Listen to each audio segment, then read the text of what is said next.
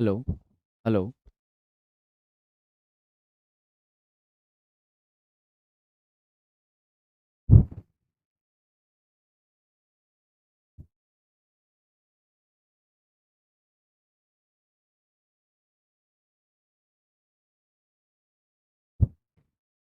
Good morning to all of you साथियों, कैसे हैं आप सब?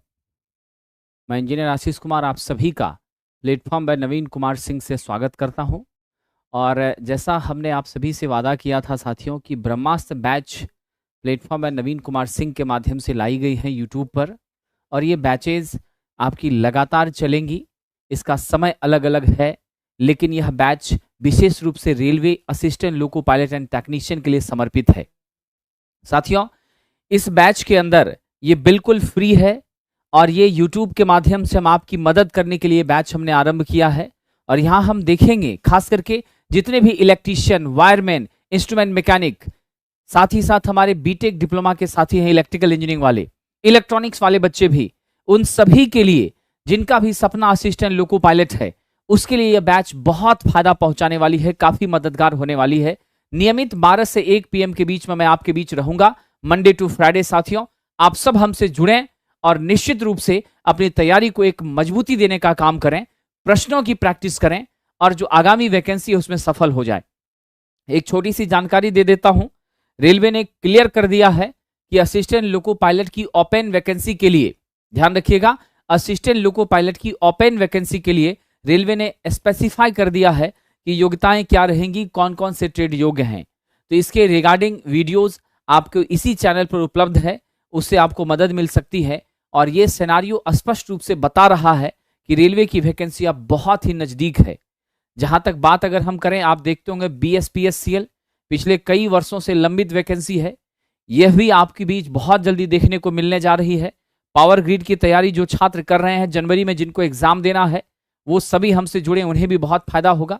तो आइए आज हम विशेष रूप से इस मिशन LP एंड टेक्नीशियन के ब्रह्मास्त्र बैच में जो समर्पित है असिस्टेंट लोको पायलट के आपके ड्रीम को पूरा करने के लिए, उसमें आइए हम बात करने वाले हैं ट्रांसफॉर्मर के प्रश्नों के बारे में। ट्रांसफॉर्मर निसंदेह एक बेहतरीन चैप्टर है साथियों, और अगर आप एनालिसिस देखें तो 8 से 10 प्रश्न आपको लगभग डिफरेंट एग्जामिनेशंस में पूछे जाते हैं। Bihar state power holding company की बात करें तो वहां भी 50 में 5 से 7 क्वेश्चन आपको ट्रांसफॉर्मर से होते हैं। तो हम यहाँ थ्योरेटिकल प्रश्नों को भी देखेंगे और अलग अलग परीक्षाओं में पूछे गए, आपके रेलवे के परीक्षा हो या UPPCL हो या फिर आपका PGCIL हो, डिफरेंट एग्जामिनेशंस में पूछे गए न्यूमेरिकल क्वेश्चंस को भी हम देखने का काम करेंगे। चलिए देखूं कौन कौन हमारे साथ जुड़े हैं। अंकुर Singh sahab, Jai Hind. Amit Kumar Singh, good afternoon to all of you. Devraj, Prem Kumar, Sabita Kumari, Dheeraj. चलिए सर, 5 से 6 वाला बैच चल रहा है, बिल्कुल चल रहा है, 5 से 6 वाला बैच भी चल रहा है, लेकिन मेरी सारी क्लासेस अब platform by Naveen Kumar Singh offline centre पर हो रही हैं और platform by Naveen Kumar Singh online application पर हो रही हैं।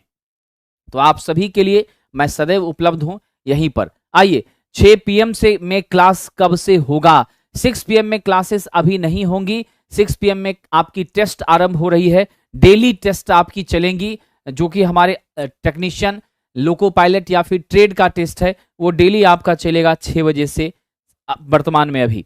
आइए हम आते हैं, प्रश्नों पर आते हैं। आप सभी लोगों से मैं उम्मीद करूंगा कि आप सब लोग प्रश्नों का उत्तर देते जाएं। जो भी परीक्षाएं आपकी आगामी हैं, आपके सामने है, उन्हीं के प्रश्नों का संकलन में टॉपिक वाइज आपके बीच रख रहा हूं। साथियों, बड़ा मजेदार प्रश्न है। Bihar power holding corporation limited में 2018 के एग्जाम में यह प्रश्न आया हुआ है। इसका आंसर आप लोग देते जाइए, फिर आनंद आएगा। कह रहा है, उस ट्रांसफॉर्मर को क्या कहा जाता है जिसमें आउटपुट वोल्टेज उसके इनपुट वोल्टेज से अधिक होता है? यानी सबसे पहली बात ये कह रहा है कि हमारी इनपुट वोल्टेज जो है वो क्या है साथियों? निश्चित रूप से कम है और आपकी आउटपुट क्या है? ज्यादा है। स्वाभाविक सी बात है, इनपुट वोल्टेज आपकी कम है और आउटपुट वोल्टेज आपकी क्या है? ज्यादा है। ठीक है, आइए जरा हम इसको गंभीरता से समझें। आप सब लोग जानते हैं हमारे ट्रांसफॉर्मर में, ध्यान दीजिएगा, इन तस्वीरों को आप आसानी से समझने का प्रयास करिए। यहां से आपकी पूरी कंसेप्ट जो है वो क्लियर हो जाएगी। हमें आपको कई बार मैंने बताया है, जिस वाइंडिंग में हम क्या करते हैं साथियों, सप्लाई देते हैं, यहां पर हमने सप्लाई दिया है, जिस वाइंडिंग में हम सप्लाई देते हैं वो प्राइमरी होती है, जिस वाइंडिंग से हम लोड को जोड़ते हैं वह आपकी क्या होती है, यहां आपको लोड वोल्टेज VL मिलता है, वो सेकेंडरी होती है। स्वाभाविक सी बात है। तो हमने क्या किया है, नेचुरली जो हम सबस्क्रिप्ट है साथियों, वो प्राइमरी के लिए कौन सा सबस्क्रिप्ट लेते हैं, प्राइमरी के लिए हम लेते हैं 1 और सेकेंडरी के लिए लेते हैं 2। क्लियर? आप जानते हैं प्राइमरी का टर्न है मेरा N1, सेकेंडरी का टर्न है मेरा N2। क्लियर साथियों? आप सब इस बात को जानते हैं कि यदि हमारे पास क्या हो जाए, आइए परिस्थितियां क्या होती हैं, आइए इसको भी विस्तार से यहां समझते हैं।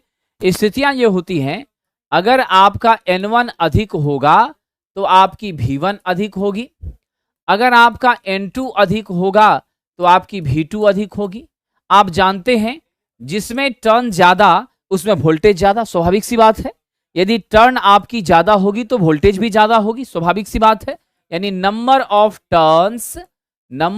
टर्न्स अगर अधिक होंगे तो आपकी वोल्टेज भी अधिक होगी। आपको यहां जो प्रश्न दिया है उस प्रश्न में क्या कहा गया है, प्राइमरी की टर्न N1 आपकी स्वाभाविक रूप से क्या है साथियों, N1 आपकी कम है, N2 आपका अधिक है।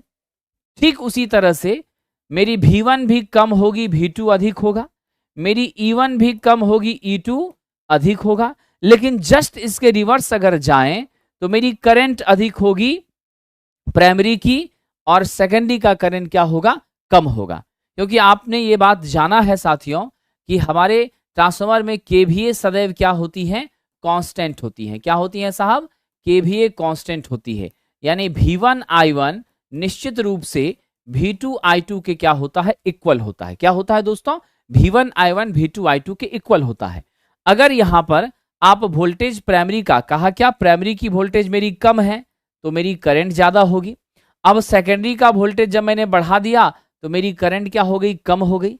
इससे आपने क्या महसूस किया है कि करंट के बढ़ने से वोल्टेज घट रही है, अब वोल्टेज के बढ़ने से करंट में कमी आ रही है। ये बातें स्पष्ट इस बात को इंडिकेट कर रही है कि आपका जो ट्रांसफार्मर है वो ओम के नियम का पालन नहीं करता है।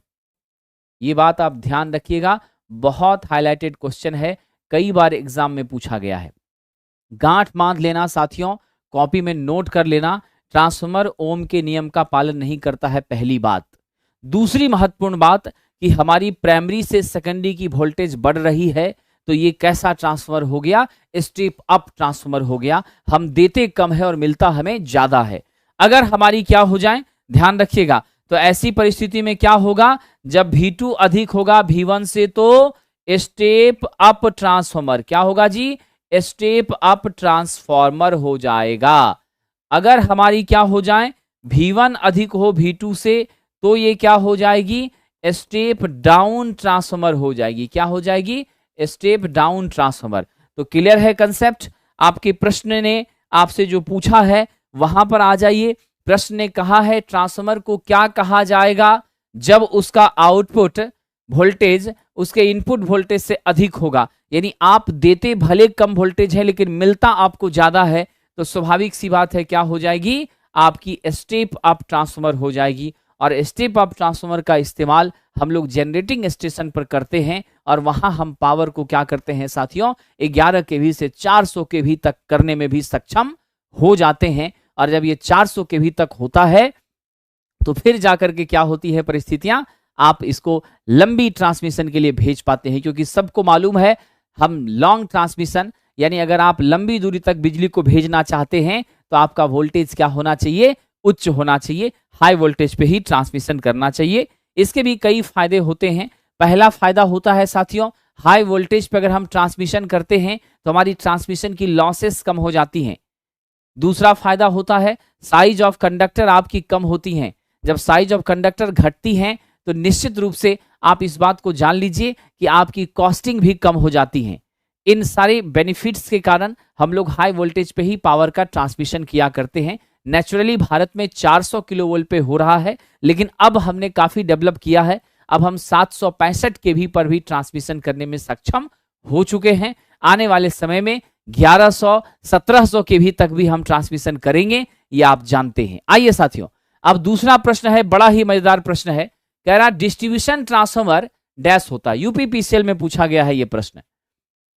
जल्दी बताइए, आपकी आंखों के सामने ये तस्वीर लगी हुई है, यही हमारा डिस्ट्रीब्यूशन ट्रांसफार्मर है। आपके गली मोहल्ले में चौक चौराहे पर ये मिलती है। और साथियों, इसके माध्यम से जो हमें आउटपुट मिलती है वो जान लीजिए, 3 फेज 4 वायर में आउटपुट मिलती हैं। क्या होती हैं? 3 फेज 4 वायर में हमें आउटपुट मिलती हैं। और ये 3 फेज 4 वायर का सिस्टम अगर विकसित होता है तो कहां होता है? स्टार में या डेल्टा में? जल्दी बताओ। स्टार में 3 फेज 4 वायर डेवलप कर सकते हैं या हम डेल्टा में कर सकते हैं? फटाफट आंसर दीजिए। साथियों, आपको ये मालूम है 3 फेज 4 वायर अगर हम विकसित करें तो सिर्फ और सिर्फ कहां कर सकते? स्टार में कर सकते, क्योंकि स्टार में ही आपका कॉमन पॉइंट होता है। ये मेरी रेड, ये मेरी येलो, ये मेरी ब्लू फेज की तार, और ये आपकी क्या है? न्यूट्रल। क्या है साथियों? ये न्यूट्रल की वायर है। दोस्तों ध्यान दीजिएगा, हमारा जो न्यूट्रल का वायर होता है उसको हम किस रंग से दिखाते हैं जी? ब्लैक कलर से। हमेशा याद रखना, न्यूट्रल को कैसे रिप्रेजेंट करेंगे? ब्लैक कलर से। क्लियर? अब आपका ये स्टार में है। बिल्कुल सही जवाब दिया है सौरभ, स्टार है ना। अमित कुमार सिंह ने भी सही जवाब दिया है, स्टार। Very nice. तो हमारा क्या है, ये न्यूट्रल हमेशा क्या होता है?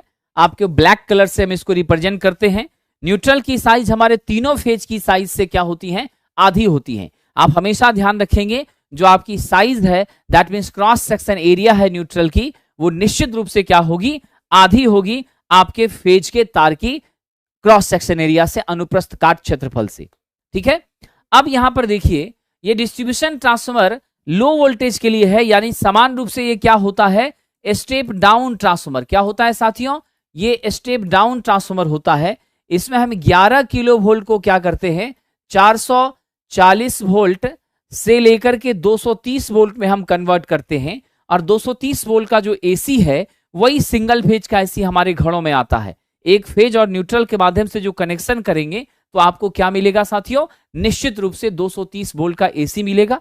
उसकी मैग्नीट्यूड 230 से 50 के बीच रहती है, इसमें वेरिएशन होता रहता है, लेकिन स्टैंडर्ड हम 230 को कंसीडर करते हैं। तो आपने देखा कि हमने वोल्टेज को क्या कर लिया? यहां पर कम कर लिया। तो इसीलिए कौन सी ट्रांसफार्मर? स्टेप डाउन ट्रांसफार्मर है। दूसरी नंबर पोल के ऊपर माउंटेड है, इसे हम पीएमएस कहते हैं, पोल माउंटेड सब स्टेशन। किस नाम से जानते हैं? पोल माउंटेड सब स्टेशन। एक आध बार यह भी प्रश्न पूछा जाता है कि आपका जो डिस्ट्रीब्यूशन ट्रांसफार्मर है उसका कनेक्शन कैसा होता है? तो आप कहेंगे ये मेरी डेल्टा स्टार ट्रांसफार्मर होती है। क्या होती है साथियों? डेल्टा स्टार होती हैं, यानी इसका प्राइमरी जो है वो आपका डेल्टा में कनेक्टेड होता है और इसकी सेकेंडरी क्या होती हैं? स्टार में होती हैं। तो जीवन भर याद रखना, प्राइमरी आपकी डेल्टा एंड सेकेंडरी आपकी क्या होती है? यहां पर स्टार होती हैं। ठीक है। तो इतनी सारी जानकारी आपने प्राप्त कर लिया। अब हम प्रश्न के उत्तर पर आते हैं। आपको जरूर आइडिया लग गया।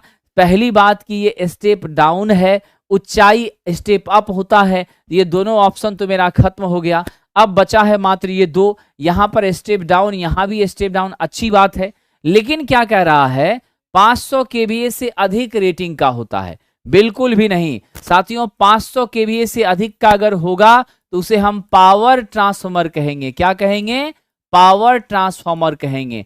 हमारी जो डिस्ट्रीब्यूशन ट्रांसफार्मर है वो हमेशा 500 केवीए से कम की होती है, स्टेप डाउन होती है, डेल्टा स्टार कनेक्शन होता है। इसके माध्यम से 3 फेज 4 वायर का डिस्ट्रीब्यूशन लाइन हम प्राप्त करते हैं। ये सारी जानकारी जो है आपको याद रखनी है इसके बारे में। ठीक है साथियों। और 500 से कम का है तो मुझे बताओ, क्या यहां बुकोज रिले लगा होगा? कितने ऐसे छात्र हैं जो जानते हैं 500 केवीए से कम का मेरा ट्रांसफार्मर है तो क्या बुकोज रिले लगा होगा? जल्दी कमेंट करके बताइए, फिर मैं अगले प्रश्न की ओर चलता हूं। 500 केवीए से कम के स्टेप डाउन ट्रांसफार्मर में क्या बुकोज रिले का प्रयोग करते हैं? यस और नो? बिल्कुल भी नहीं करते हैं। बुकोज रिले का इस्तेमाल हमेशा हम 500 केवीए से अधिक रेटिंग के ट्रांसफार्मर में करते हैं, उससे कम के लिए बिल्कुल नहीं करते। ये महंगा होता है, कॉस्टली होता है, आपके लिए वो अफोर्डेबल अरेंजमेंट नहीं हो पाती हैं और इसकी जरूरत भी नहीं पड़ती है, इसलिए भी नहीं करते हैं। आइए, बड़ा अच्छा सवाल है हमारा। तीसरा प्रश्न है, ट्रांसफार्मर में अलग अलग लैमिनेशंस को डैश के रूप में व्यक्त किया जाता है या काटा जाता है। आपको मैंने कहा है साथियों कि हम हमेशा जब भी कोई सिस्टम हम डिजाइन करते हैं तो हमारा प्रयास ये होता है कि लॉसेस वहां कम से कम हो। आप जानते हैं अगर मेरी लॉसेस कम होंगी तो आपकी इफिशिएंसी क्या होती हैं, डेफिनेटली बढ़ती हैं। और हमारे ट्रांसफार्मर में जो मेन लॉसेस हैं तो दो ही प्रकार की हैं, एक आपका आयरन लॉस है और दूसरा आपका क्या है, कॉपर लॉस है। कॉपर लॉस तो आप जानते हैं लोड पर डिपेंड करता है ना। आपकी लोड अधिक होती है तो उसके हिसाब से ये बढ़ता है, कम होती है तो कम होता है। अब यहां पर ध्यान दीजिएगा कि हमारी पीआई जो आयरन लॉसेस हैं इसके दो रूप है। कौन कौन साथियों, एक हिस्टेरेसिस लॉस और एक एडी करंट लॉस। कौन कौन सा हो गया, हिस्टेरेसिस और एडी करंट लॉस। दोस्तों आप जानते हैं हिस्टेरेसिस लॉस को कम करने के लिए हम क्या करेंगे, अच्छी क्वालिटी का, आप हमेशा याद रखना, अच्छी क्वालिटी का मैग्नेटिक मटेरियल लेंगे। क्या लेंगे साथियों, अच्छी क्वालिटी का मैग्नेटिक मटेरियल। आप इस बात को स्वीकार करिए, ये अच्छी क्वालिटी का मैग्नेटिक मटेरियल क्या होगा, तो हम लोग CrGOS ले लेते हैं। क्या ले लेते हैं, CrGOS। कितने बच्चों को नाम याद है CrGOS का पूरा नाम, एग्जाम में पूछेगा तो जवाब दे पाएंगे। CrGOS का पूरा नाम क्या है बताइए, इसका पूरा नाम होता है cold rolled grain oriented silicon steel seat. क्या होता है साथियों, cold rolled grain oriented silicon steel seat. तो हम लोग सीट के रूप में, छोटे छोटे पत्थर के रूप में क्या करते हैं, सिलिकॉन स्टील का इस्तेमाल करते हैं। ठीक है, अब आपका तो सिलिकॉन स्टील हो गया, अच्छी क्वालिटी का मैग्नेटिक मटेरियल, तो आपकी हिस्टेरेसिस लॉस तो स्वाभाविक रूप से कम हो गई, पहली बात। दूसरे नंबर पर आइए, पत्थर के रूप में जब हम प्रयोग करते हैं तो उसका क्या फायदा होता है, जब आप इसको पतला लेमिनेशन लगाते हैं तो आपकी एडी करंट लॉसेस क्या होती हैं, वो कम हो जाती हैं। ठीक है, जैसे आप इस तस्वीर को देखिए गौर से, यहां पर हमने क्या किया है, ई और आई का ध्यान देना। यहां पर आपका एक जो हमारा लेमिनेशन है वो कैसा है, ई का है, और एक आपकी क्या है, आई की है। तो ई और आई में हमने पत्थर के रूप में सिलिकॉन स्टील को कट किया, और कट करने के बाद उसी को लेयर बाय लेयर बीच में बहुत ही पतला इंसुलेशन 0.25 से 0.35 के बीच का जो का थिकनेस है इंसुलेशन का, वो हम यहां एस्टैब्लिश करते हैं और फिर एक दूसरे को चिपकाते हैं। ऐसा करने से क्या होता है, आप यहां देखिए, ये तो मेरा कंडक्टिंग सेक्शन है, लेकिन उसके जस्ट बाद यहां इंसुलेशन, फिर कंडक्टिंग, फिर इंसुलेशन, फिर कंडक्शन, फिर इंसुलेशन, कंडक्शन, फिर इंसुलेशन। तो आपकी जो करंट है ना, एडी करंट, उसको कंटिन्यूअस पाथ नहीं मिल पाता है, एडी करंट को डिस्ट्रीब्यूटेड पाथ मिलता है। क्या मिलता है, डिस्ट्रीब्यूटेड पाथ मिलता है। तो आपकी एडी करंट जो है डेफिनेटली कम हो जाती हैं और एडी करंट लॉसेस हमारी कम हो जाती हैं। तो आप दो बातें हमेशा याद रखेंगे कि अच्छी क्वालिटी का magnetic material like as CrGOS and silicon steel, इसका इस्तेमाल करने से हमारी हिस्टेरेसिस लॉस कम होती हैं, और थीन लैमिनेशन करने से क्या होता है, एडी करंट लॉसेस हमारी कम हो जाती हैं। ये तो आपको बेनिफिट मिला। ठीक है, पहली बात। जीवन के हर क्षण में याद रखना, चाहे ट्रांसफार्मर हो, डीसी जनरेटर हो, डीसी मोटर हो, इंडक्शन मोटर हो, इंडक्शन जनरेटर हो, सिंगल फेज इंडक्शन मोटर हो, आपका निश्चित रूप से अल्टरनेटर हो या सिंक्रोनस मोटर हो, दुनिया भर की सारी मशीनों में अगर ये प्रश्न पूछता है कि थीन लैमिनेशन, पतला लैमिनेशन क्यों करते हैं कोर का, तो आप सीधे सीधे जवाब देंगे किसको कम करने के लिए साथियों, तो एडी करंट लॉस को कम करने के लिए। कंफर्म, एकदम बिना कुछ सोचे समझे आप जवाब देंगे। बिल्कुल। तो हमने यहां देखिए लैमिनेशन कैसा कैसा लिया है, ई लिया है, आई लिया है, जी तो नहीं लिया है ना, बिल्कुल भी नहीं, एफ तो नहीं लिया है ना, बिल्कुल भी नहीं, हमने एच तो नहीं लिया है, नहीं, हमने क्या लिया है, ई लिया है। तो याद रखना, हम ई लेते हैं, आई लेते हैं, यू और आई लेते हैं, ये सब हमारा लेमिनेशन है। हम एल लेते हैं इस तरीके से, तो आप एल लेमिनेशन यूज कर सकते हैं, आप आई लेमिनेशन यूज करते हैं, ई यूज करते हैं, यू यूज करते हैं, ये सब आप अलग अलग यूज करते हैं, जी, एफ और एच हम यूज नहीं करते हैं। क्लियर साथियों, इसमें कोई दिक्कत नहीं है। चलिए आइए आगे बढ़ते हैं।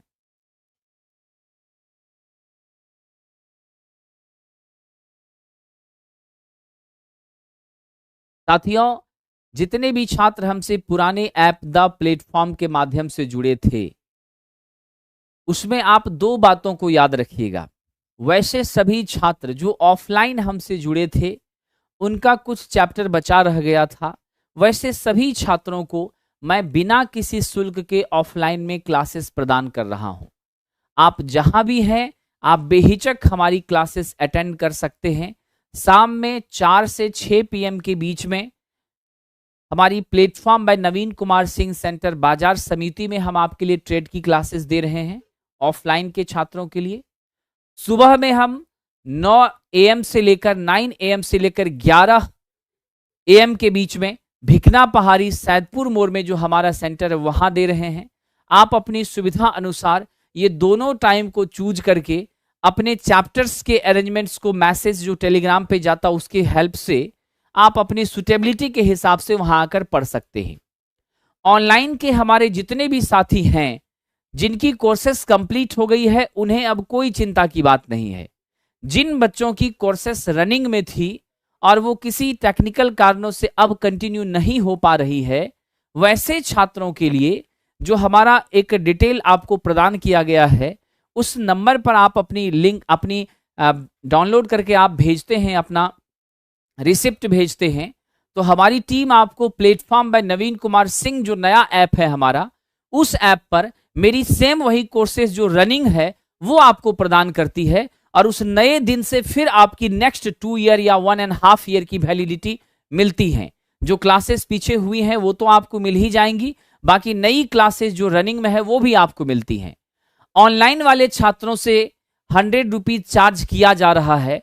उसका मुख्य वजह यह है कि आपको जो हमारी एक्सेशन की चार्जेज होती हैं वो आपसे न्यूनतम ली जा रही हैं, ठीक है, जिसमें आपका GST भी है प्लस ऐप के मेंटेनेंस का चार्ज है। ये दोनों मिलाकर के अप्रोक्सीमेट 100 है, तो 100 रुपीज आपको देना है। उस एवज में आपको सेम वही बैच रनिंग बैच लाइव में कंडक्टिंग बैच आपको दी जा रही है और उसकी वैलिडिटी भी आज से आगे बढ़ा करके दी जा रही है जो आपके लिए काफी वैल्यूएबल है। तो जितनी संभावित मदद हमसे हो सकती है मैं आपके लिए बिल्कुल तैयार हूं और आपकी मदद के लिए सदैव खड़ा हूं। ना पीछे मैंने कोई ऐसी भूल की जिससे आपको पछतावा हो, ना मैं आगे ऐसा करने वाला हूं। मैनेजमेंट के स्तर पर कुछ कठिनाइयां थी जिसके कारण ये परेशानी हुई है, उसका समाधान हम कर रहे हैं। आपका सहयोग मुझे मिलता रहेगा, आप निश्चित रूप से पढ़ेंगे और आगे बढ़ेंगे, ठीक है। तो लर्निंग पॉइंट जो हमारे साथी हैं, मुझे लगता है आपकी समस्या का समाधान हो जाएगा, आप जरा सा भी ना घबराएं,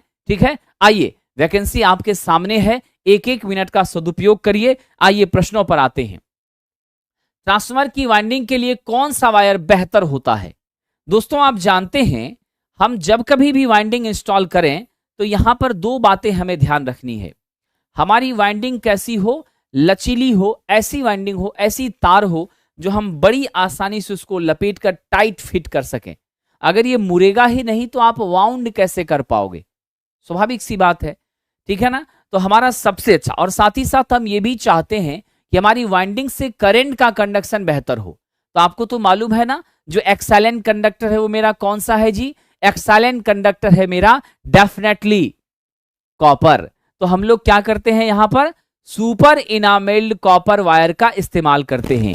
ये जो कॉपर होती हैं यह कॉपर आपकी इंसुलेटेड होती हैं और इसका जो इंसुलेशन है वो आपका ट्रांसपेरेंट होता है। दैट मीन्स आपको स्पष्ट रूप से दिखाई पड़ेगा कि हाँ भाई कॉपर है बट वो इंसुलेटेड, क्योंकि आप टर्न के ऊपर टर्न करते हो, कॉन्सेंट्रिक वाइंडिंग करते हो। तो जब आप कॉन्सेंट्रिक वाइंडिंग करेंगे तो एक आपकी कॉपर की टर्न, फिर दूसरी टर्न, फिर तीसरी टर्न, ये आपस में टच में आती हैं और जब टच में आती हैं तो अगर ये इंसुलेटेड नहीं होंगी तो शॉर्ट होने का चांसेस बनेगा।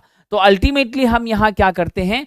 थिन लैमिनेशन के साथ सुपर इनामेल कॉपर वायर लेते हैं। इनामेल का मतलब होता है लचीली। क्या होता है साथियों? लचीली। लचीली रहेगी तभी तो आप इसको वाउंड कर पाएंगे, नहीं तो इसको वाउंड करना ही पॉसिबल नहीं होगा। So the right answer is which one dear friend? Option number D, super enamel copper wire. Okay, बिल्कुल सतीश कुमार यादव जी ने सही जवाब दिया है, अमित कुमार जी ने भी सही जवाब दिया। जितने भी साथी लाइव हैं बिल्कुल जवाब देने का प्रयास करें और बाद में भी जो साथी वीडियो देखेंगे जरूर उसको सॉल्व करने का प्रयास करें। ये सारे प्रश्न आपकी एग्जामिनेशन में गारंटी के साथ आने वाले हैं और आपका भाग्य बदलने वाला ये क्वेश्चन है साथियों। देखिए ये बिहार इलेक्ट्रिसिटी बोर्ड में पूछा गया 2018 में। तो जितनी भी आपके सामने वैकेंसियां हैं 2024 में, चाहे वो बिहार इलेक्ट्रिसिटी बोर्ड की आने वाली हैं जिसकी संभावना प्रबल हो चुकी है, एएलपी ने भी निश्चित रूप से आपको गाइड कर दिया कि भाई हम आ रहे हैं। फिर आपका इलेक्ट्रीशियन वाले छात्रों के लिए जो अच्छी खबर है वो है कि लोक स्वास्थ्य अभियंत्रण विभाग में भी 400 पद आ रहा है। सारे एग्जामिनेशंस में ये क्वेश्चंस आपको काम आने वाले हैं। आइए इस प्रश्न को बताइए, स्टेप अप ट्रांसफार्मर की निम्न में कौन सी वाइंडिंग में टर्न की संख्या अधिक होती है? स्पष्ट है, मैंने आपसे कहा था N1 मेरा कम होगा, N1 मेरा कम होगा और N2 मेरी क्या होगी? अधिक होगी। तो स्वाभाविक सी बात है V1 कम होगा, V2 अधिक होगी। मेरा E1 कम होगा, मेरी E2 अधिक होगी। अगर मेरा E2 अधिक होता है, V2 अधिक होता है, N2 अधिक होता है, तभी मेरा ट्रांसफार्मर क्या होता है साथियों? स्टेप अप होता है। क्या होता है? Step up. तो इससे स्पष्ट हो गया सेकेंडरी में टर्न क्या होंगी? ज्यादा होंगी। क्या होंगी साथियों? आपके सेकेंडरी वाइंडिंग में टर्न ज्यादा होंगी। The right answer is which one? Option number सी।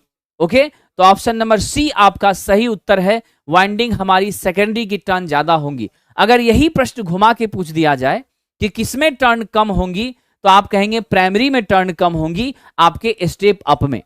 अगर हम बात करें स्टेप डाउन की, तो स्टेप डाउन में हमारी प्राइमरी में टर्न ज्यादा होंगी और सेकेंडरी में कम हो जाएगी। ठीक है, तो ये बातें आप ध्यान रखना। कई बार आप लोग कंफ्यूज करते हैं हाई वोल्टेज वाइंडिंग और लो वोल्टेज वाइंडिंग के बारे में। तो आप एक कंसेप्ट को माइंड में सेट कर लीजिए। कंसेप्ट ये है, जिस भी वाइंडिंग में टर्नों की संख्या ज्यादा होगी वो हाई वोल्टेज होगा, जिसमें भी टर्नों की संख्या कम होगी वो लो वोल्टेज होगी। तो ये डिपेंड करता है सिचुएशन पर, आपकी स्टेप अप है या स्टेप डाउन है। तो मैं एक छोटा सवाल पूछता हूं, स्टेप अप ट्रांसफार्मर में विद्यार्थियों बताइए, स्टेप अप ट्रांसफार्मर में आपकी हाई वोल्टेज कौन सी होगी? प्राइमरी या सेकेंडरी? जल्दी जवाब दीजिए। आपके पास दो वाइंडिंग है, प्राइमरी और सेकेंडरी है। तो साथियों प्राइमरी में आपकी क्या होंगी? स्टेप अप में लो वोल्टेज वाइंडिंग, क्योंकि प्राइमरी का वोल्टेज कम होगा। सेकेंडरी में आपकी क्या होती हैं? वोल्टेज ज्यादा, तो आपकी सेकेंडरी क्या हो जाएगी? High voltage winding. Concept clear? तो आप हमेशा याद रखेंगे स्टेप अप में प्राइमरी लो वोल्टेज वाइंडिंग होती हैं और सेकेंडरी हाई वोल्टेज होती हैं। यही बात अगर आपसे हम उल्टा कर पूछें स्टेप डाउन में क्या होता है, तो जल्दी बताइए। स्टेप डाउन में क्या होता है साथियों? स्टेप डाउन में मेरी प्राइमरी हाई वोल्टेज हो जाती हैं। क्या होती हैं? प्राइमरी हाई वोल्टेज होती हैं और मेरी सेकेंडरी क्या होती हैं? लो वोल्टेज वाइंडिंग होती हैं। इसको लिख लेना कॉपी पर। ये बहुत ही बारीक ऑब्जर्वेशन है और आपके एग्जाम में ऐसे प्रश्न निश्चित रूप से आते हैं, इसमें कोई शक नहीं है। बहुत अच्छा लगता है जब आप सही जवाब देते हैं। सतीश जी, अमित कुमार, प्रेम, बिल्कुल अच्छा लगता है। वरुण जी ने भी सही जवाब दिया है। तो जब आपके आंसर सही आते हैं तो ये कहीं ना कहीं इस बात को इंडिकेट करते हैं कि आप अवेयर हैं, एक्टिव हैं, और यही एक्टिव रहना आपको सफल भी बनाएगा। आइए आगे बढ़ते हैं। हमारा अगला प्रश्न देखिए, न्यूमेरिकल है, बहुत ही अच्छा क्वेश्चन है। आइए देखते हैं न्यूमेरिकल कह क्या रहा है। साथियों कह रहा है कि 6600 एंड 440 6600 बाय 440 वोल्ट की हमारी एक ट्रांसफार्मर है और इसकी कंप्लीट केवीए रेटिंग कितनी है? 300 केवीए है। 50 हर्ट्ज इसका फ्रीक्वेंसी है। डेल्टा स्टार में यह कनेक्टेड है। 3 फेज का ट्रांसफार्मर है और प्रति टर्न वोल्टेज कितना है इसका? 7.9 वोल्ट है। आपसे कह रहा है लो वोल्टेज और हाई वोल्टेज साइड पे टर्न की संख्या क्या होगी। मतलब आपको इस क्वेश्चन में N1 निकालना है, N2 निकालना है। ठीक है, क्या करना है? N1 N2 आपको निकालना है। आइए देखते हैं आप इस प्रश्न को कैसे सॉल्व करेंगे। बड़ा ही इंटरेस्टिंग क्वेश्चन है। इस प्रश्न को सॉल्व करने के लिए आपको क्या करना पड़ेगा? दिमाग लगाइए जरा सा आप लोग फटाफट। आइए देखते हैं। सबसे पहले तो हम गौर करें मेरे पास डाटा क्या क्या दिया है। आपको दे दिया है E1 इन्होंने कितना? 6600 वोल्ट। उसके बाद इसने E2 कितना दे दिया है जी? 440 वोल्ट दे दिया है। फ्रीक्वेंसी का कोई यूज हमें यहां है नहीं, इसलिए उस पर हम ज्यादा चर्चा करेंगे नहीं। ठीक है, अब आपको ये मालूम है कि हमारी ये ट्रांसफार्मर कैसी है? डेल्टा स्टार है। आप सब जानते हैं अगर मेरा डेल्टा कनेक्शन होता है तो वहां लाइन वोल्टेज फेज वोल्टेज के क्या होती हैं? बराबर हो जाती है। लेकिन अगर स्टार होता है तो स्टार में आपकी line voltage √3 into phase voltage होती है और फेज वोल्टेज आपकी क्या होती है? लाइन बटा √3 होती है। यानी आपको यहां E1 जो है वो फेज वोल्टेज 6600 है, E2 जो है वो आपकी कौन सी वोल्टेज है, लाइन वोल्टेज है। अगर आप चाहते हैं इसको फेज में बदलना तो आप इसे क्या करेंगे, अगर आप फेज में बदलना चाहते हैं तो आप 440/√3 करेंगे, तभी तो ये फेज में बदलेगा ना लाइन वाला वोल्टेज। तो जब √3 करेंगे तो इसका मान कितना आ जाएगा, 254 वोल्ट आ जाएगा। कॉपी कलम निकाल के बैठ जाना। E2 आपकी 440, इसको क्यों कन्वर्ट किया, क्योंकि ये स्टार में है और ये जो वोल्टेज दिया है वो लाइन का है, हमें फेज की वोल्टेज चाहिए, इसीलिए हमने 440/√3 किया और ऐसा करने पर हमें मान कितना मिला, 254 वोल्ट हमें मिल गया। अब जब 254 वोल्ट हमें मिल गया तो अब आपका क्या रिलेशन है साथियों, जल्दी बताइए। अब आपको ये मालूम है प्रश्न के हिसाब से, प्रश्न ने कहा है, क्या कहा है, E1/N1 ये हमारी कितनी है, 7.9, यहां पे कहा ना प्रति टर्न वोल्टेज। ठीक उसी तरह से E2/N2 भी क्या है आपका 7.9। अब आप फटाफट सारे मान को रखिए और वैल्यू कैलकुलेट कर लीजिए। क्या हो जाएगा दोस्तों, यहां से आइए, हमने क्या किया, E1 के जगह पे रखा 6600। ओके, दैट मीन्स आपको चाहिए था क्या, N1 चाहिए था, तो 6600/N1 इक्वल टू हमने 7.9 किया। अब यहां से आपका क्या हो गया, N1 इक्वल टू 6600/7.9। अब इसे सॉल्व करिए, कितना आएगा, 6600 divided by 7.9, how much is the value, फटाफट बताओ, how much is the magnitude. साथियों 835 पॉइंट कुछ आ रहा है, तो हम क्या लेंगे, सिर्फ 835 लेंगे। 0.54 आता है तो पॉइंट में तो कभी भी मेरा टर्न होता नहीं है, तो 835 हमें मिल गया क्या, N1। अब ठीक इसी तरह से हम यहां N2 निकाल लेते हैं, तो मेरी N2 क्या हो जाएगी, गौर करिएगा, ये इसी वाले रिलेशन से आपने क्या किया, E2/N2 इक्वल टू 7.9, मेरा E2 था 254, 254/N2 इक्वल टू 7.9। यहां से N2 आप क्या लिखेंगे, आप N2 यहां से लिखेंगे 254/7.9, है ना, क्या होगा 254/7.9। जब इसे हम सॉल्व करते हैं तो क्या आता है, अप्रोक्सीमेट वैल्यू आपकी 32 आती है। कितनी आती है, 32। तो आपको स्पष्ट हो गया, मेरा एक 32 और एक क्या मिल रहा है, 835। तो आपका राइट आंसर क्या हो जाएगा, ऑप्शन नंबर सी, 32 और 835। कितना आ गया, 32 और 835। तो देखा आपने, अगर हम ये छोटी सी बातों को मिस कर जाते हैं तो हमारा आंसर बिल्कुल गलत आ जाएगा। इसलिए हम सभी लोगों को छोटी छोटी बातों को ध्यान रखनी है, लाइन है या फेज है, इसको केयर करना है। ठीक है साथियों, चलिए आगे बढ़ते हैं। यानी लो वोल्टेज साइड में टर्न आपका कितना है, 32, हाई वोल्टेज में टर्न कितना है, 835। चलिए बहुत अच्छी बात है, काफी सही आपने आंसर भी दिया है, वरुण कुमार एंड रंजीत ने, गुड। चलिए अपनी तैयारी को आप लोग कम नहीं होने दीजिए, बहुत ये जो समय है बहुत ही महत्वपूर्ण समय है। एक एक सेकंड का जब आप यूज करेंगे साथियों, तभी आप अपने जीवन को बदल पाएंगे, नहीं तो फिर लंबा इंतजार मिलेगा। तो हमने अपनी एक नई क्लासेस स्टार्ट की हैं जिसका नाम है मिशन एएलपी एंड टेक्नीशियन 2024, और ये आपकी 4 से 5 महीने के भीतर असिस्टेंट लोको पायलट की एग्जामिनेशन होने से पहले, CBT 1 होने से पहले ये पूरी की पूरी सिलेबस हम कवर करेंगे। इसमें आपको इलेक्ट्रिकल ग्रुप के लिए क्लासेस हैं, जहां इलेक्ट्रीशियन, वायरमैन, बीटेक, डिप्लोमा सभी छात्रों के लिए ट्रेड थ्योरी 75 नंबर का कंप्लीट कराया जाएगा।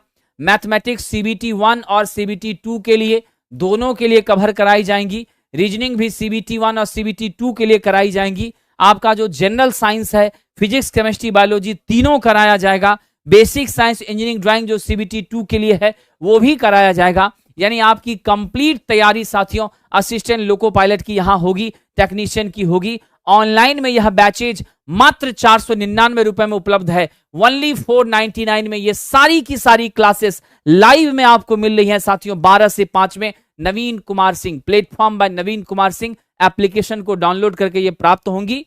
बाकी ऑफलाइन में यह क्लासेस हमारी बाजार समिति सेंटर पर, platform by Naveen Kumar Singh centre पे चल रही हैं। आइए आगे बढ़ते हैं। अब हमारे पास है एक ट्रांसफार्मर में आयरन लॉस को किसके योग के रूप में व्यक्त किया जाता है। बहुत अच्छा प्रश्न, कई एग्जामिनेशन में पूछा है। और सबसे ज्यादा हाईलाइटेड आपके बिहार इलेक्ट्रिसिटी बोर्ड में पूछा है। आप सभी लोगों को महसूस हो रहा होगा कि बिहार इलेक्ट्रिसिटी बोर्ड का बार बार प्रश्न आना इस बात का सूचक है कि अच्छी खबर आपके बीच आने ही वाली है। साथियों, यहां पर आप ध्यान दीजिएगा कि आपको मैंने कहा था दो लॉसेस हमारी होती हैं, एक आपकी आयरन लॉसेस, दूसरी क्या होती है, कॉपर लॉसेस। तो जो मेरा आयरन लॉसेस है उसके दो पार्ट होते हैं, पीएच प्लस पीई। ये पीएच आपकी हिस्टेरेसिस लॉस है। क्या है ये, हिस्टेरेसिस लॉस।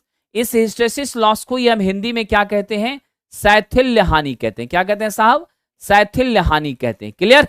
अब यहां पर आइए, ये पी हमारी क्या है, एडी करंट लॉस। क्या है ये, एडी करंट लॉस। और ये एडी करंट लॉस को हिंदी में क्या कहा जाता है, भंवर धारा हानि। क्या कहते हैं साथियों, भंवर धारा हानि। हालांकि ये दोनों लॉसेस आपकी कांस्टेंट होती हैं। क्या होती हैं, कांस्टेंट होती हैं, इसमें कोई शक नहीं है। लोड के परिवर्तन से इस पर कोई फर्क नहीं पड़ता है। और जो सबसे महत्वपूर्ण बात है जिसे आप याद रखेंगे, हिस्टेरेसिस लॉस को हम कम कैसे करते हैं, अच्छी क्वालिटी के मैग्नेटिक मेटल का यूज करके, लाइक सिलिकॉन स्टील या फिर निश्चित रूप से साहब आपकी क्या होंगी, CrGOS। और आप एडी करंट को कैसे कम करते हैं, बाय यूजिंग थिन लैमिनेशन। पतला लैमिनेशन इस्तेमाल करके हम क्या करेंगे, एडी करंट को कम करेंगे। सो the right answer is which one, ये आपका कॉम्बिनेशन है एडी करंट लॉस का और हिस्टेरेसिस लॉस का। तो 1 and 5 बोथ आर करेक्ट। कहां पर ये मिल रहा है जरा जल्दी बताओ। ऑप्शन नंबर बी कंसीडर कर रहा है किसको, 1 and 5 को। So the right answer is option number B. Okay dear friend, चलिए आगे बढ़ते हैं, अगले प्रश्न की ओर चलते हैं। नेक्स्ट क्वेश्चन, ट्रांसफार्मर की समान दक्षता अधिकतम कब होगी। आप सब जानते हैं हमारी इफिशिएंसी समान रूप से क्या होती है, आउटपुट बाय इनपुट होती है। और इसी को हम ऐसा लिख सकते हैं, output by input plus losses. हम क्या लिख सकते हैं, output by input plus losses. Similarly अगर हमारी लॉसेस क्या हो जाए, कम हो जाए, अगर हमने लॉसेस को मिनिमाइज कर लिया, यूं समझे तो जीरो कर लिया, ऐसी परिस्थिति में आप यहां क्या कर सकते हैं, आउटपुट को, इनपुट को मैंने लिखा output by output plus losses. अगर लॉसेस मेरी मिनिमम हो जाए तो हमें क्या मिलेगा, आउटपुट बाय आउटपुट मिलेगा। Output by output that means how much, 100% आपकी इफिशिएंसी हो जाएगी। और ये कब होंगी, जब ट्रांसफार्मर मेरा आइडियल होगा, है ना।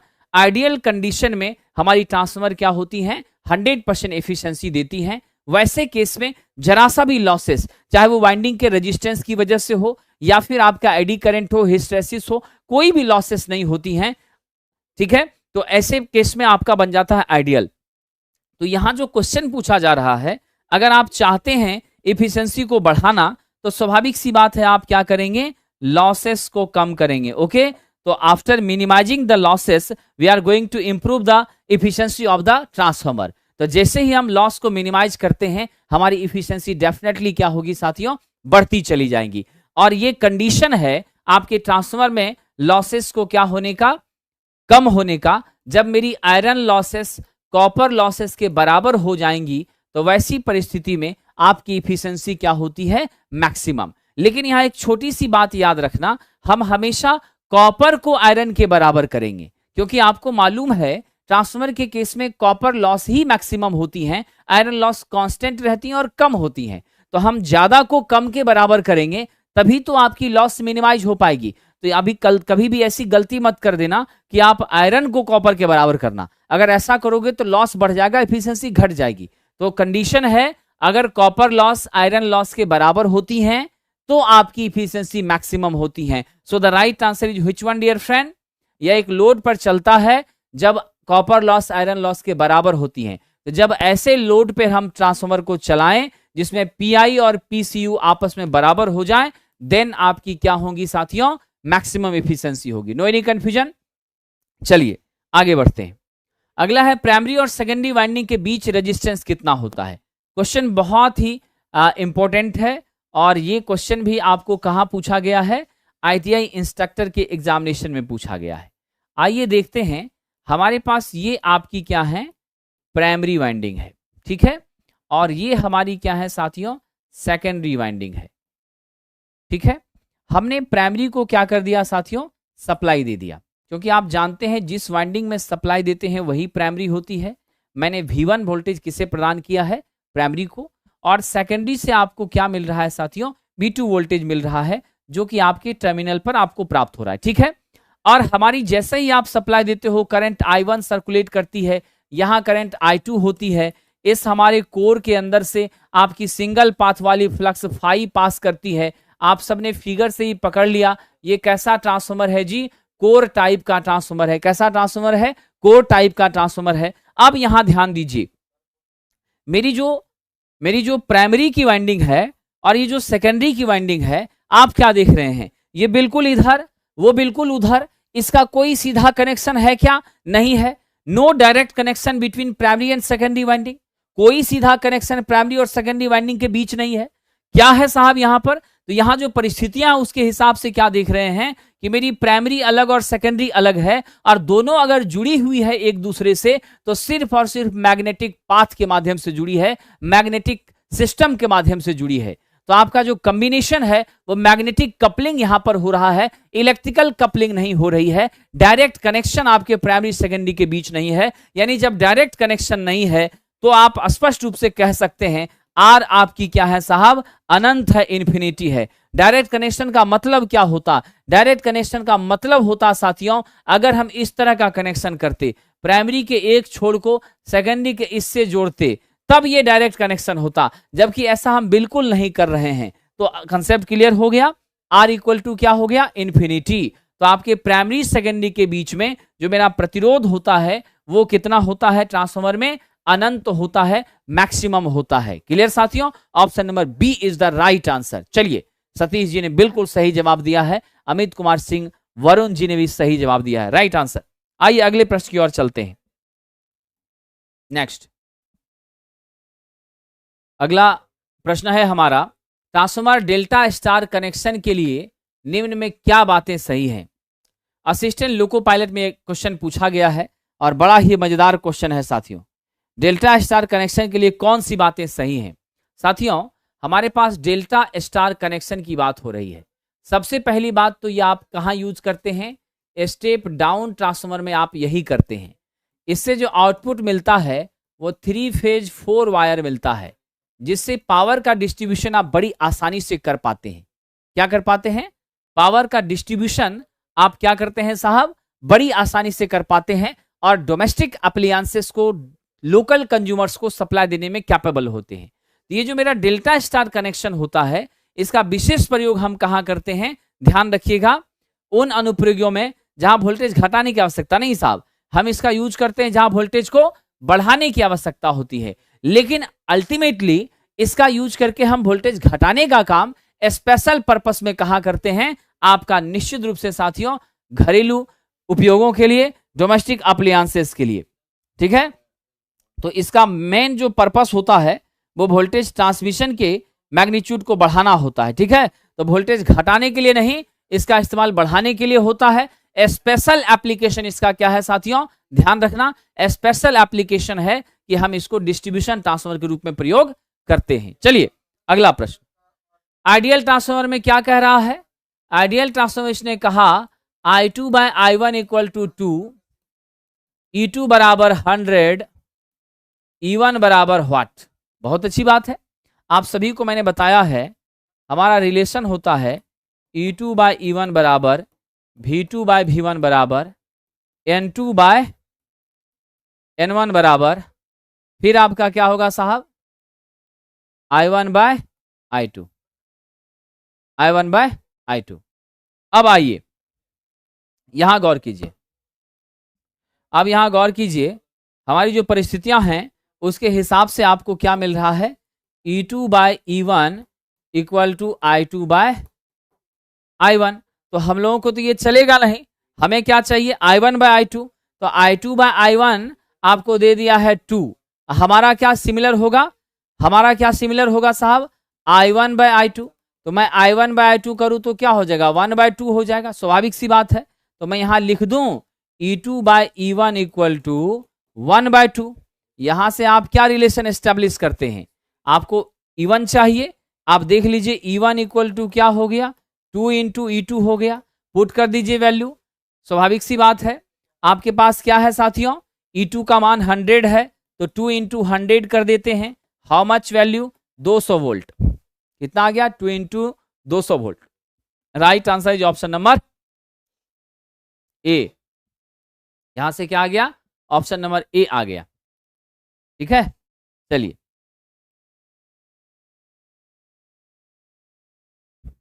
अगले प्रश्न की ओर बढ़ते हैं।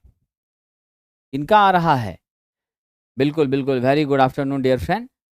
Right answer is option number A. अगर आप लोग थोड़ा भी कुछ गलत कर रहे हैं तो बिल्कुल आप फंस जाएंगे, क्योंकि यहाँ पर गंभीरता से आपको दिखना है। हमारी रिलेशन होती है E2 by E1 equal to क्या होती है? I1 बाई I2 होती है। हमेशा याद रखना, E2 by E1 equal to क्या होती है? I1 बाई I2 होती है। लेकिन क्वेश्चन ने आपको क्या कहा है?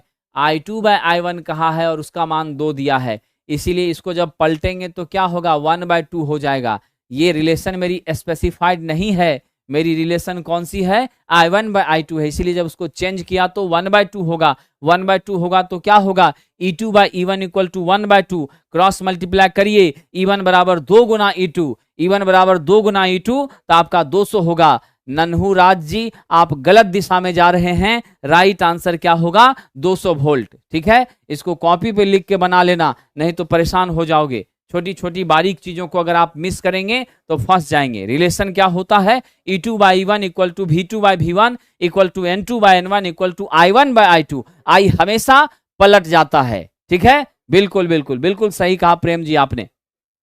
इसी छोटी सी गलती के कारण आप गलत हो गए, नहीं तो आपका 200 ही आता।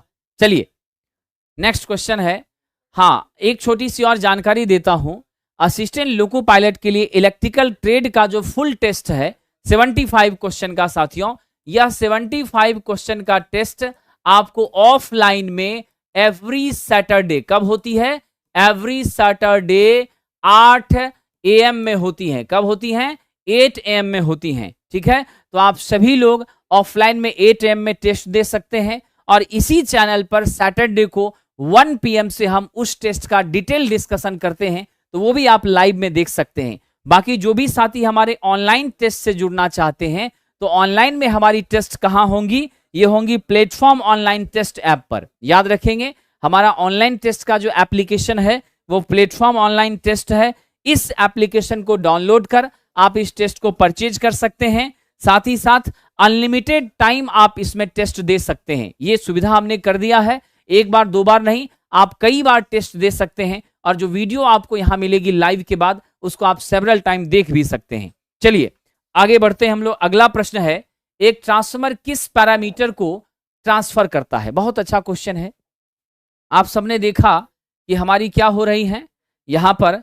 अगर हम V1 I1 की बात करें, यहां V2 I2 हो गया।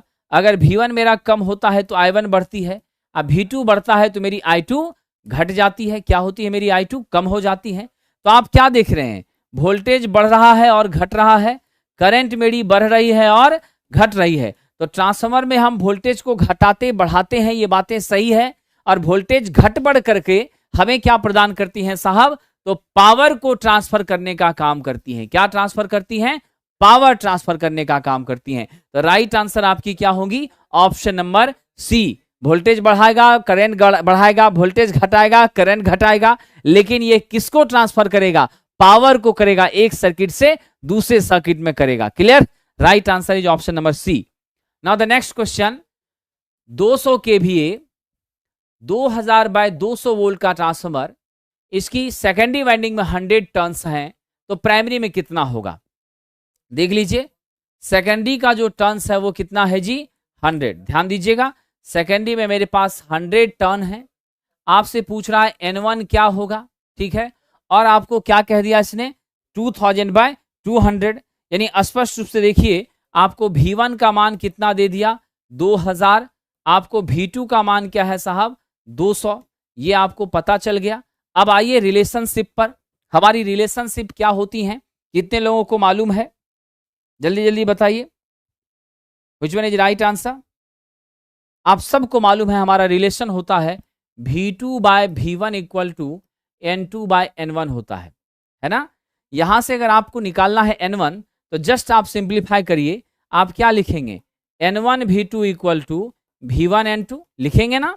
अब यहां से आइए, N1 का मान होगा V1 इंटू N2 बाय मेरा, स्वाभाविक सी बात है, V2, निश्चित रूप से V1 इंटू N2 बाय, यहां क्या हो जाएगा साथियों, V2। तो आइए V1 का मान हमने क्या ले लिया है, V1 आपकी 200 है, N2 आपकी कितनी है, 100 है, और साहब आपका V2 क्या है, 2000 है। 0 0 0 कैंसिल आउट, आफ्टर दैट आपको 10, तो टोटल कितने टर्न हो गए, N1 में 10 टर्न हो गए। Right answer is option number D.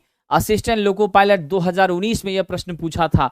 आप देख रहे हैं, इससे आपको अंदाजा उठ रहा है कि असिस्टेंट लोको पायलट कहां तक पहुंचता है, किस डेप्थ तक पहुंचता है। अगर आप छोटी छोटी कंसेप्ट को मिस करेंगे तो आप निश्चित रूप से क्या होंगे साहब, करोड़ों की भीड़ से अलग नहीं हो पाएंगे, भीड़ का हिस्सा हो जाएंगे, परिणाम का हिस्सा नहीं बन पाएंगे। आइए आगे बढ़ते हैं, अगले प्रश्न की ओर चलते हैं। जितना भी न्यूमेरिकल यहां मैं चर्चा कर रहा हूं, सभी बच्चे उसको कॉपी पर नोट करेंगे और उसे बनाएंगे, क्योंकि ये सारे प्रश्न आपके एग्जाम में रिपीट हो सकते हैं, इसकी पूरी संभावना बनती है, और इसी पैटर्न पर ढेर सारे क्वेश्चन भी मिलेंगे। साथियों, करंट ट्रांसफार्मर का उपयोग कहां होता है? करंट ट्रांसफार्मर एक टाइप ऑफ क्या है? साथियों, मैं आपको बता दूं, करंट ट्रांसफार्मर स्वाभाविक रूप से हम हाई करंट को मेजरमेंट करने के लिए इसका इस्तेमाल करते हैं। किस लिए करते हैं? हाई करंट को मेजर करने के लिए इसका प्रयोग करते हैं। आपका जो ट्रांसमिशन लाइन है वहां पर विशेष रूप से छोटी छोटी जो हमारी अमीटर होती है, वोल्टमीटर होती है, उसके माध्यम से यह संभव नहीं होता है। तो हम लो रेंज का अमीटर लगा करके 3 से 5 एम्पियर का अमीटर लगा करके बड़ी आसानी से हाई करंट को मेजर करने में सक्षम होते हैं। इसका तरीका क्या है? आप देखिए, ये मेरा स्टेप अप ट्रांसफार्मर है। प्राइमरी में वाइंडिंग आप देख रहे हैं बहुत कम, सेकेंडरी में वाइंडिंग मेरी काफी ज्यादा है। सेकेंडरी में जब मेरी टर्न बहुत ज्यादा है, इससे क्या पता चला, ये आपका V1 I1, यहां V2 I2, यानी आपका V1 घट रहा है, I1 की करंट ज्यादा है। स्वाभाविक सी बात है, मेरी V2 ज्यादा है तो I2 कम है। I2 जब कम हो गया तो 3 से 5 एम्पियर का अमीटर हमारे I2 को मेजर कर लिया। क्लियर? V2 भी हमें मालूम है, V1 भी हमें मालूम है, I1 हमें निकालना है। तो आप आराम से, जो मेरा सूत्र होता है V2 by V1 equal to I1 bye I2, अगर आप यहां का यूज करें तो आराम से कैलकुलेट कर लेंगे, स्वाभाविक सी बात है। यानी ये आपका क्या होता है जी, स्टेप अप। तो हमेशा याद रखना, आपकी सीटी करंट ट्रांसफार्मर कौन सी ट्रांसफार्मर है? स्टेप अप ट्रांसफार्मर है। आपकी पोटेंशियल ट्रांसफार्मर पीटी जो वोल्टेज मापती है, वो कौन सी ट्रांसफार्मर है? स्टेप डाउन ट्रांसफार्मर है। ये गांठ बांध लेना, आपके कई परीक्षाओं में ये क्वेश्चन आएगा। So the right answer is option number D, step up. क्या होगा? Step up. Now the next question dear friend, आइए मेरा अगला प्रश्न क्या है। हमारा अगला प्रश्न आपके बीच आ रहा है, कौन से ट्रांसफार्मर का इनपुट की तुलना में आउटपुट कम होता है? बहुत अच्छा प्रश्न है, अभी हम चर्चा भी कर रहे थे।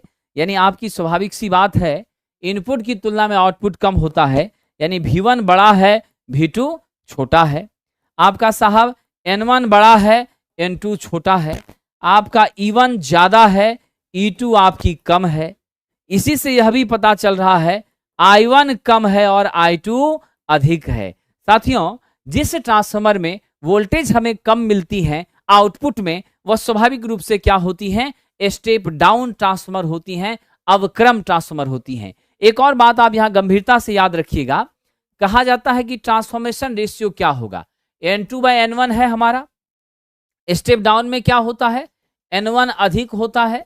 जब N1 अधिक होता है तो इसका मान क्या हो जाएगा?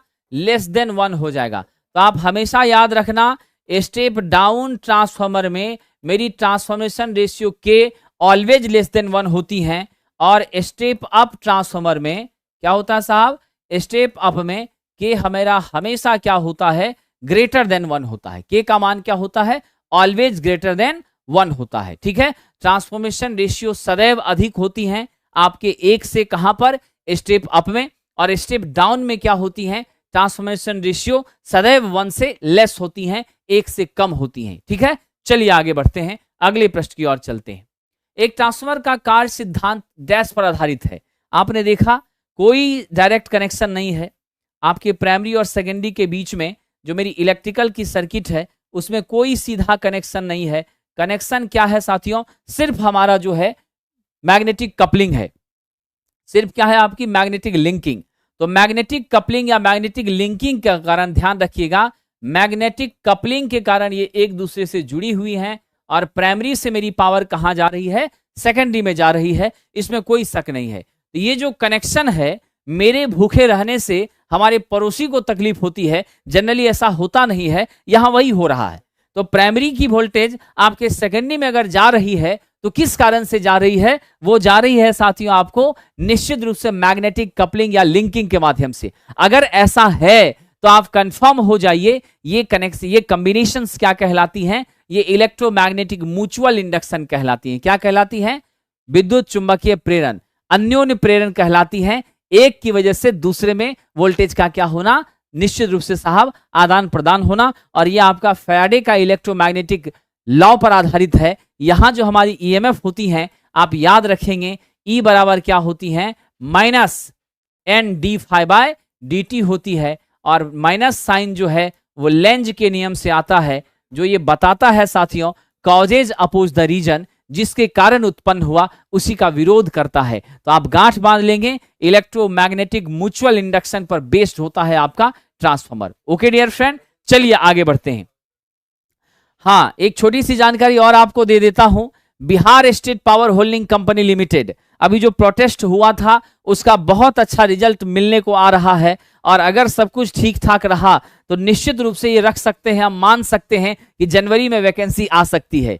अगर जनवरी में वैकेंसी आएगी तो जिस हिसाब से सूचनाएं हैं, अगले 90 दिनों के अंदर वो ज्वाइनिंग भी आपको करवा देगा, फटाफट एग्जाम और सारी चीजें हो जाएंगी। इसलिए जो भी छात्र लंबे समय से तैयारी में लगे हैं, अपनी तैयारी को मजबूती बनाए रखिएगा, निराश मत होइएगा, धैर्य नहीं खोइएगा, जरूर सफलता मिलेगी और अच्छी खबर भी आएगी। तो साथियों, इसके लिए स्पेशल टेस्ट हमने अरेंज किया है और ये टेस्ट हमारी कहां चल रही है, प्लेटफॉर्म ऑनलाइन टेस्ट ऐप पर मिल रही हैं। तो आप सभी लोग प्लेटफॉर्म ऑनलाइन टेस्ट ऐप से जुड़ करके और BSPSCL का टेस्ट दे सकते हैं। ये 100 क्वेश्चन का टेस्ट है, 50 ट्रेड, 15 कंप्यूटर, 10 हिंदी, 5 इंग्लिश और आपका 10 रीजनिंग और 10 जीके, ये टोटल के कॉम्बिनेशन का फुल लेंथ टेस्ट है। तो इससे आप जुड़ करके निश्चित रूप से अपनी तैयारी को आंक सकते हैं, जांच सकते हैं। आइए आगे बढ़ते हैं। मेरा अगला प्रश्न साथियों, ट्रांसफार्मर वाइंडिंग में प्रति मोर प्रेरित आरएमएस विद्युत वाहक बल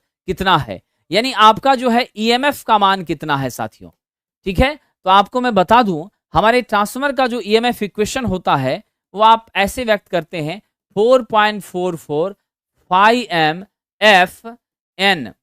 अगर आपका N1 होगा, यदि मेरा E1 है प्राइमरी का ईएमएफ, तो क्या करेंगे 4.44 φm F, यहां N1 करेंगे। E2 होगा तो क्या होगा 4.44 φm F N2 हो जाएगा सेकेंडरी के लिए, स्वाभाविक सी बात है। तो ये दो हमारा जो है आपका प्राइमरी सेकेंडरी के ईएमएफ का इक्वेशन होता है। और यहीं से आप देखते हैं E1 बढ़ती है जब N1 बढ़ता है, E2 बढ़ती है जब मेरा क्या होता है N2 बढ़ता है। ये सारी चीजों को आप अगर कंसीडर करें तो मेरा राइट आंसर कौन सा हो जाएगा, जल्दी बताइए। 4.44 F φm N, बिल्कुल this much is the right answer. यहाँ 4 है नहीं होगा, यहाँ 4 है नहीं होगा, यहाँ 4 है नहीं होगा। मेरा सही उत्तर क्या होगा, यही। ये भी आपका क्या बता रहा है जी, वोल्ट बता रहा है। भी क्या बता रहा है, वोल्ट बता रहा है। ठीक है, तो राइट आंसर इज सी। चलिए आगे बढ़ें अगले प्रश्न की ओर। बड़ा इंटरेस्टिंग क्वेश्चन है, 250/300। क्या कह रहा है क्वेश्चन? क्वेश्चन कह रहा है 250/300 वोल्ट का 50 हर्ट्ज का सिंगल फेज ट्रांसफार्मर है। उसके कोर की जो फ्लक्स डेंसिटी है यानी बी का मान कितना है, 1.2 वेबर प्रति मीटर स्क्वायर। ठीक है, आपकी फ्रीक्वेंसी कितने दे दी गई है, 50 हर्ट्ज दे दी गई है। विद्युत वाहक बल प्रति मोर प्रति टर्न कितना है, तो आपको 8 वोल्ट है, यानी पर टर्न वोल्टेज आपकी क्या है जी, 8 वोल्ट है। कितनी है, 8 वोल्ट प्रति टर्न वोल्टेज आपकी 8 वोल्ट है। आपसे कह रहा है सेकेंडरी टर्न्स की संख्या बताइए, यानी आपको N2 का मान पूछा जा रहा है। कैसे कैलकुलेट करेंगे, बहुत अच्छा सवाल है, बड़ा इंटरेस्टिंग सवाल है। ठीक है, और आपको यह भी दे दिया है V1 मेरे पास कितना है, V1 है 250 वोल्ट और मेरे पास V2 कितनी है, 3000 वोल्ट है। यानी आपका ये स्टेप अप ट्रांसफार्मर है। कैसा ट्रांसफार्मर है जी, स्टेप अप ट्रांसफार्मर है। कैसे कैलकुलेट करेंगे? क्वेश्चन तो बहुत कठिन महसूस हो रहा है। क्या हो सकता है विद्यार्थी जी, बताइए।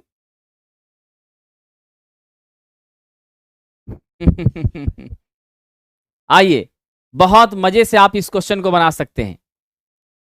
यहां से आप क्या करेंगे, देखिए E2 bye E1 equal to क्या होता है, N2 बाय N1, यानी इसी को आप लिख सकते हैं V2 by V1 equal to N2 bye N1। क्या लिख सकते हैं इसी को, V2 by V1 equal to N2 bye N1 लिख सकते हैं। साथियों, आपको क्वेश्चन ने क्या कहा, यहां से आइए आप देखिए, V2 इक्वल टू आप क्या करेंगे, हमारी जो नंबर ऑफ टर्न्स हैं, यानी कि आप V2 इक्वल टू क्या लिखेंगे साथियों, E इंटू N2 लिखेंगे। आपका जो E है वो आपको कितना दे दिया है, बताइए जल्दी से, पर टर्न वोल्टेज इंटू N2। तो पर टर्न वोल्टेज आपकी क्या है, 8 है। तो आप स्वाभाविक रूप से इसको ऐसा लिख सकते हैं, क्योंकि क्वेश्चन के हिसाब से E2 बाय N2 का मान कितना दे दिया है, 8 वोल्ट दे दिया है। Clear concept? तो जब आप E2 बाय N2 पर जाते हैं, वो 8 वोल्ट दे दिया है, तो स्वाभाविक सी बात है मेरी N2 क्या हो जाएगी, मेरी N2 क्या हो जाएगी साथियों, 3000 इंटू 8 हो जाएगी। जस्ट सिंप्लीफाई कर लीजिए, आपका क्या हो जाएगा, 3000 इक्वल टू 8 इंटू N2। आप वैल्यू क्या लिखेंगे, 3000 इक्वल टू, आप लिखेंगे 3000 इक्वल टू 8 इंटू N2। यहां से मेरा N2 हो जाएगा 3000 बाय 8। सॉल्व करेंगे तो 375 आ जाएगा। Right answer is option number C. Right answer क्या हो गया, ऑप्शन नंबर सी। ठीक है, चलिए, तो जो फॉर्मूला था हमारा उसी के हिसाब से हमने काम किया।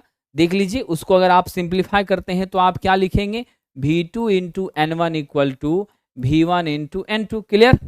अब इसको आप जस्ट सिंप्लीफाई करिए, N2 का मान हमें कैलकुलेट करना है, तो हम क्या करें, V2 बाय, स्वाभाविक सी बात है, V2 by V1 into N1, that becomes dear friend N2। तो आपने क्या किया, हमारे पास कितना दे दिया था वैल्यू, हमारे पास जो वोल्टेज है उसको आप इस रूप में लिखिए। मैंने V2 को V2 रख दिया, इसका मान 3000 हमने लिख दिया। ठीक है, और यहाँ आपकी N1 क्या आ जाएगी, N1 bye V1। N1 bye V1 हमारे किस रूप में फॉर्म करेगी, into N2 equal to that becomes 8। तो यहाँ से आप N2 निकाल लिए, निश्चित रूप से हमारा मिल जाएगा। तो आप बड़ी आसानी से क्या कर सकते हैं, इस क्वेश्चन को सॉल्व कर सकते हैं। बहुत ही आसान है।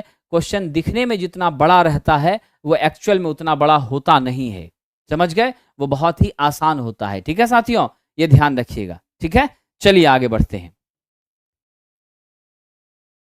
हमारा अगला प्रश्न है, वोल्टमीटर के ऑपरेशन के लिए पोटेंशियल ट्रांसफार्मर का प्रयोग हाई वोल्टेज को निरापद वोल्टेज तक, दैट मीन सेफ वैल्यू तक घटाने के लिए किया जाता है। प्राइमरी में टर्नों की संख्या कितनी होती है? तो मैंने आपसे अभी जस्ट कहा था, मेरी जो पोटेंशियल ट्रांसफार्मर होती है PT, वो क्या होती हैं, स्टेप डाउन ट्रांसफार्मर होती हैं। और जब स्टेप डाउन ट्रांसफार्मर है तो स्वाभाविक है आपके सेकेंडरी का वोल्टेज क्या होगा, आपके सेकेंडरी का वोल्टेज हो जाएगा कम। क्या होगा जी, सेकेंडरी का वोल्टेज होगा कम। और जो मेरी सेकेंडरी की वोल्टेज कम हो जाएगी, ध्यान दीजिएगा, हमारी सेकेंडरी की वोल्टेज जब कम होगी तभी ना हम यहाँ पर लगाएंगे 0 से 120 वोल्ट का वोल्टमीटर, यानी कि कम रेंज का वोल्टमीटर लगाकर बड़ी आसानी से हम क्या करेंगे, वोल्टेज को कैलकुलेट कर लेंगे। तो अल्टीमेटली आपको क्या मिल जाएगा, निश्चित रूप से देख लीजिए, हमारे पास N1 भी मालूम है, हमें N2 भी मालूम है, हमें V2 भी मालूम चल गया। अब सिर्फ हमें V1 निकालना है ना, तो हम आराम से जो मेरा रिलेशन होता है V2 by V1 equal to N2 bye N1, यहां से हम आसानी से कैलकुलेट कर लेंगे। क्या हो जाएगा आपके V1 का मैथमेटिकल मैग्नीट्यूड, सिंप्लीफाई करिए, V1 equal to V2 into N1 bye आपकी क्या हो जाएगी, N2। तो इस तरीके से आप हाई वोल्टेज को कैलकुलेट कर सकते हैं। तो आप गांठ बांध लेना, हमारी PT क्या होती हैं, PT ऑलवेज आपकी होती हैं साथियों स्टेप डाउन ट्रांसफार्मर। ठीक है, चलिए ये आखिरी और बहुत मजेदार सवाल उत्तर प्रदेश राज्य विद्युत वितरण निगम लिमिटेड में पूछा गया था। और इस सवाल में जो प्रश्न है देखिए, कह रहा है संकेत। तो मैं आपको बता दूं, सिंबल से क्वेश्चंस सेवरल टाइम्स पूछे जाते हैं और डिफरेंट एग्जामिनेशन में रहते भी हैं। ठीक है, तो आपका ये क्या हो जाएगा, जल्दी आंसर दीजिए, ये मैं नहीं बताऊंगा, आप लोग बताइए क्या होगा साहब, जस्ट कॉइल बिल्कुल भी नहीं, चोक बिल्कुल भी नहीं। रियोस्टेट रहता तो हमारा स्ट्रक्चर कैसा होता, इस तरीके का होता, या नहीं तो ये सिंबल होता। साहब ये ऑटो ट्रांसफार्मर का है, यानी आपकी सिंगल वाइंडिंग और उस वाइंडिंग के साथ आप टैपिंग करके उसके पोजीशन को आप चेंज कर रहे हैं और वेरिएक के रूप में, वेरिएबल के रूप में, यानी आप अपने हिसाब से वोल्टेज को चेंज कर करके, वेरी कर करके आप इस्तेमाल कर पा रहे हैं।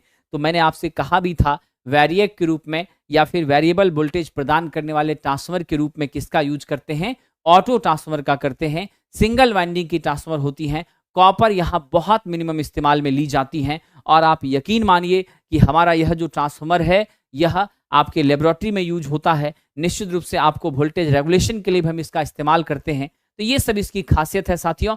तो आपका राइट आंसर क्या हो गया, ऑटो ट्रांसफार्मर। साथियों आपको ये सेशन कैसा महसूस हो रहा है, और इस सेशन को मैं लगातार आपके बीच मंडे टू फ्राइडे लेकर आता रहूंगा। कभी ट्रांसफार्मर, उसके बाद डीसी मशीन, फिर आपका पहले मैं मशीन के प्रश्नों को ही आपके बीच रखने जा रहा हूं, जहां आप कठिनाई महसूस करते हैं। आगामी पीजीसीएल की परीक्षा में भी आपको काफी हेल्प मिलेगी। आप सब लोग जी जान लगाकर जुट जाइए। मिशन एएलपी, ड्रीम एएलपी, आपका जो सपना है उसको पूरा करिए। मैं हमेशा आपके साथ खड़ा हूं। जरूर कमेंट करके बताइएगा ये सेशन आपके लिए फायदेमंद है या नहीं, और इसको हम कंटिन्यू तो चलाते ही रहेंगे। और आपका लक्ष्य क्या है वह भी जरूर मेंशन करिएगा कि इस बार 24 में आने वाली सैकड़ों जो वैकेंसियां हैं उसमें आप क्या पाना चाहते हैं, कहां पहुंचना चाहते हैं, क्या बनना चाहते हैं। बहुत बहुत धन्यवाद साथियों। आपके उज्जवल भविष्य की शुभकामनाओं के साथ विदा लेता हूं। कल फिर मिलेंगे इसी समय।